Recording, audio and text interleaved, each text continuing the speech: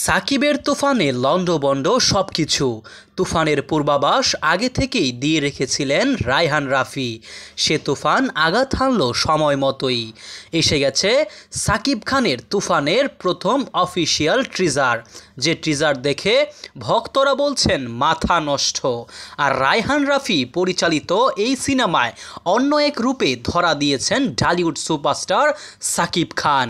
মঙ্গলবার বিকেল ৫টা ১৫ মিনিটে প্রকাশ পাওয়া ১ মিনিট ২২ সেকেন্ডের টিজারে দেখা যাচ্ছে পুরো সিনেমাই অ্যাকশন আর রহস্যে ভরা। টিজারে দেখা যাচ্ছে বন্দুক হাতে এন্ট্রি নেন সাকিব। এ সময় তাকে বলতে শোনা যায়, পূর্বের কথা মোতাবেক এখন থেকে পুরো দেশকে তুফানের হাতে তুলে দেব। সে যা চাইবে তাই পাইবে, যা করিতে চাইবে করিবে, তাহাকে কোনো কিছুতেই বাধা দেওয়ার এখতিয়ার কেউ রাখিবে না। আর এর ব্যত্যয় ঘটিলে তুফান আসে। টিজার দেখে ভক্তদের মন্তব্য, কুরবানি ঈদে মুক্তি পেতে যাওয়া এই সিনেমা ছাড়িয়ে যাবে অ্যানিমেল আর কেজিএফ সিনেমাকেও। নতুন ইতিহাস গড়তে চলেছে এই সিনেমা। অনেক নেটিজেন এমন মন্তব্য করেছেন।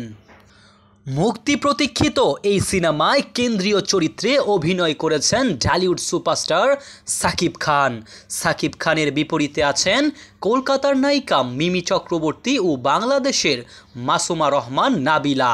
গুরুত্বপূর্ণ চরিত্রে দেখা গেছে দুই বাংলার জনপ্রিয় অভিনেতা চঞ্চল চৌধুরীকেও। এ সিনেমায় আরও থাকছেন শহীদুজ্জামান সেলিম, ফজলুর রহমান বাবু, গাজী রাকায়েত, একে আজাদ সেতু, হাসনাত রিপনের মতো তারকারা। তুফান সিনেমাটি প্রযোজনা করেছে এসবিএফ বাংলাদেশ, আলফা আই ও চরকি। সিনেমাটি আসন্ন কুরবানির ঈদের আনন্দ আরও বাড়িয়ে দেবে বলে মনে করছেন সিনেমা বোদ্ধারা।